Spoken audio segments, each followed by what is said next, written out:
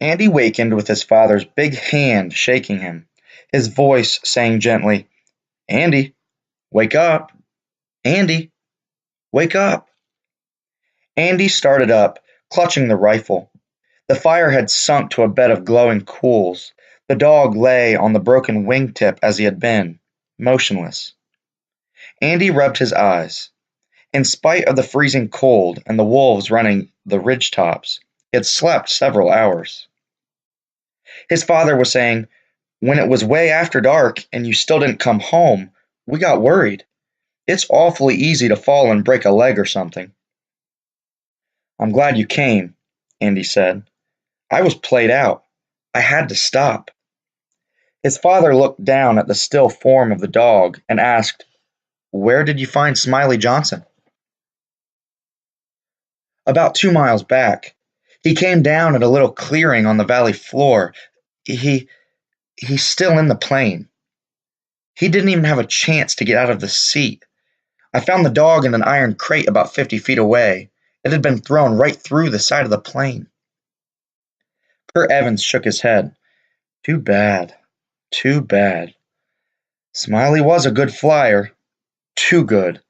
He got careless and cocksure. He was long overdue for trouble." He knelt and looked at the motionless dog. "So this is Kavik, the wild dog that won the North American."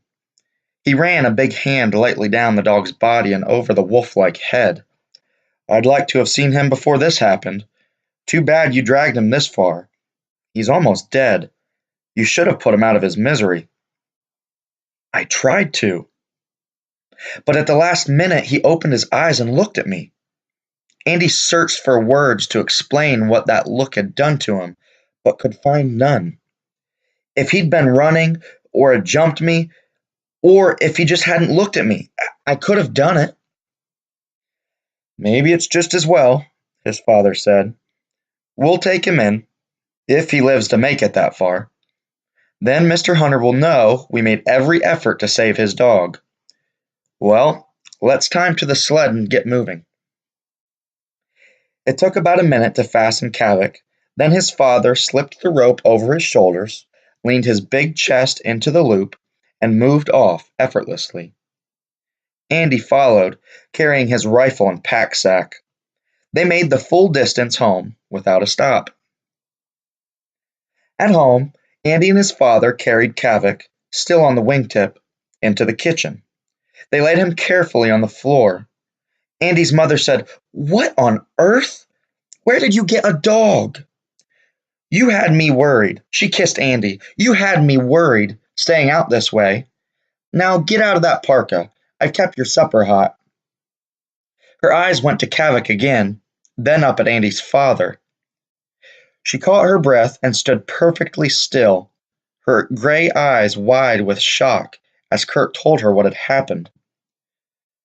At the end, she murmured, "Poor Smiley. He never would believe he couldn't fly through any storm. 'Put wings on the coffee pot,' he used to say, 'and I'll fly it.'" She looked at the dog again. "What are you going to do with him?" "I'll have to leave him here for a while," Kurt explained.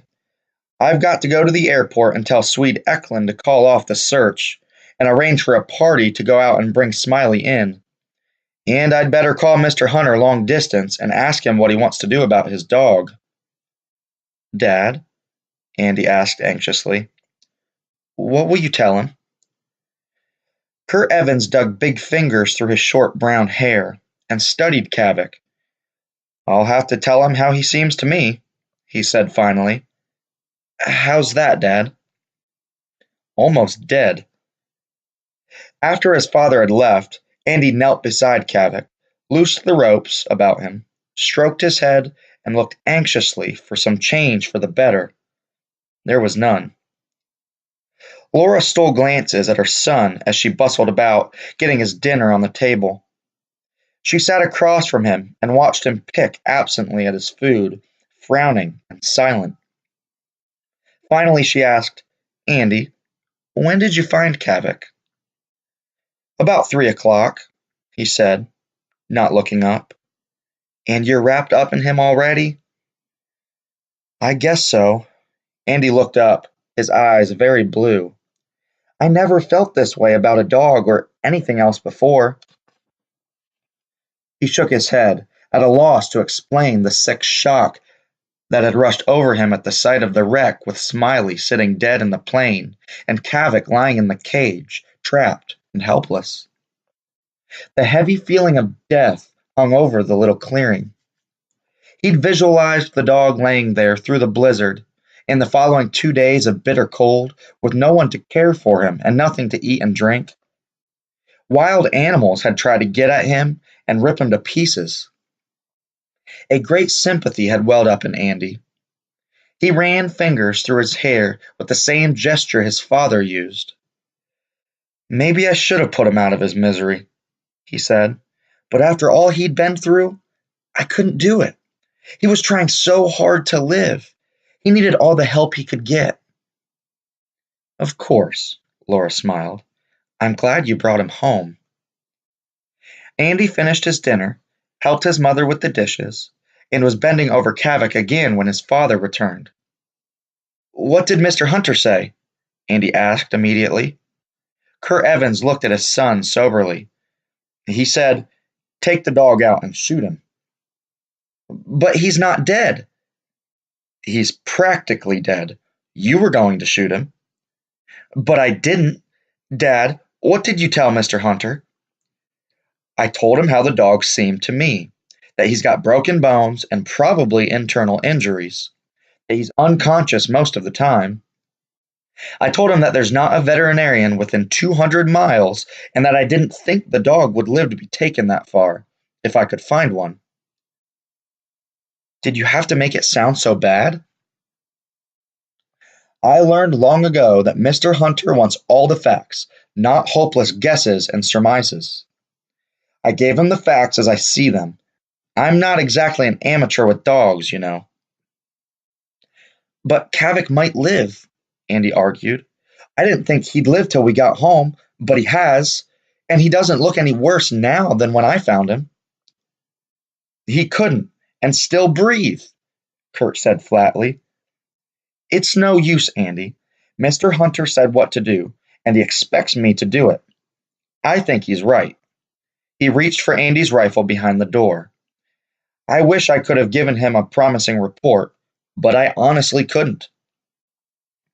Andy knew his father for a gentle, compassionate man who thought things out carefully and slowly. There seemed to be no argument. Then he thought of one last thing. Why can't we have Dr. Walker look at him first? Vic Walker's a medical doctor, not a vet. He is a doctor, Andy argued. He can tell us things. Kurt shook his big head. Why can't you give up, Andy? Laura had sat, slim hands folded on the table, watching her two men argue. Now, she said quietly, why should he give up, Kurt? Common sense ought to tell him it's no use, and you too. Having Vic Walker look at the dog makes a lot of sense to me. He could make a diagnosis. On a dog? He is a doctor. That's right, a doctor, not a vet, Kurt said half angrily. He won't come out here to look at a dog. I know Vic Walker. I know him too. I think he might come. Andy, seeing he was getting help, said quickly, I'll ask him, Dad, and I'll pay it out of my trapping money. Kurt turned to his son. Why do you care what happens to this dog? He's not yours. I'm sorry for him. If you could have seen him trapped in that cage, I feel sorry for him too. Then why kill him? Laura cut in. Don't start twisting things around, Kurt warned. What's got into you, Laura? Where's your good sense? Kurt, Laura said gently, don't you think it's amazing Kavik's lived at all the past 3 days? Of course. It's the wolf in him that's living. Doesn't he deserve the benefit of every doubt after putting up such a gallant fight? Kurt scowled and shifted the rifle uncomfortably to his other hand. Vic Walker wouldn't come out here to look at a dog, he repeated. It can't do any harm to ask him. Then Laura added her shrewdest clincher. It would be the final proof to Mr. Hunter that you'd done everything humanly possible. Vic will be in bed, Kurt argued. It's 11 o'clock. No, he won't. Andy was beginning to see a ray of hope. He usually stays up late reading. He says it's the only time he gets to read anymore.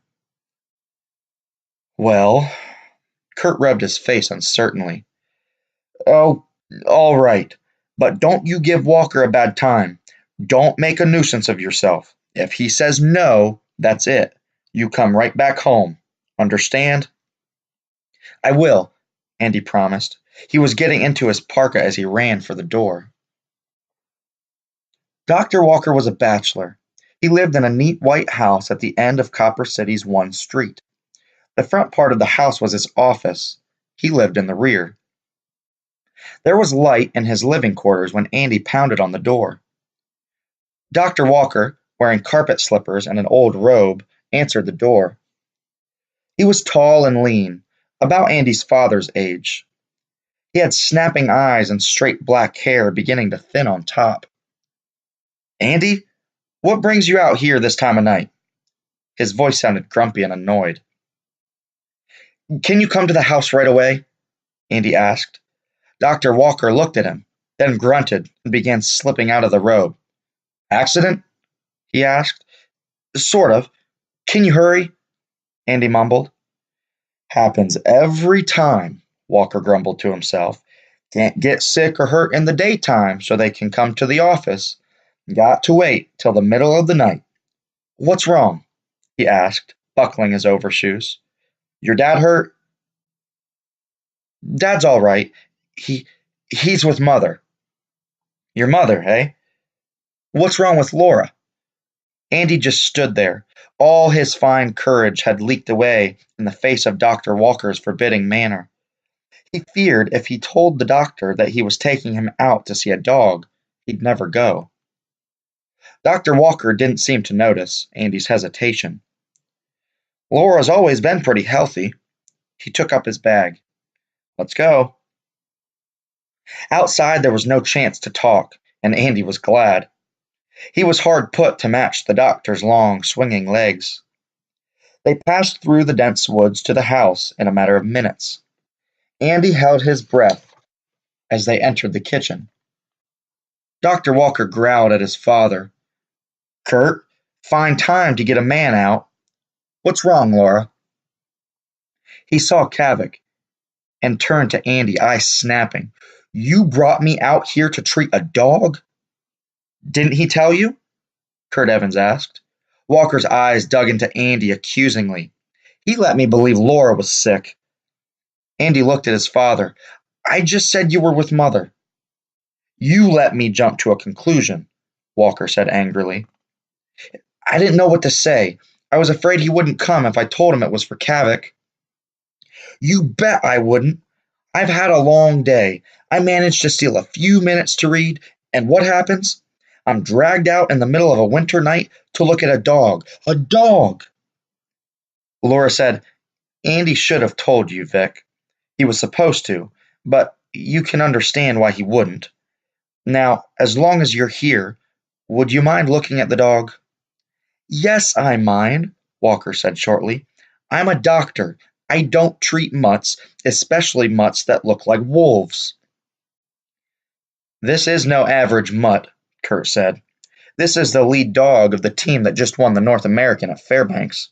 Well, bully for him, Walker said acidly.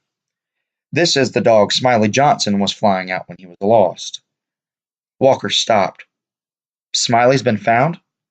Good. Andy found him. Smiley's dead. That's too bad.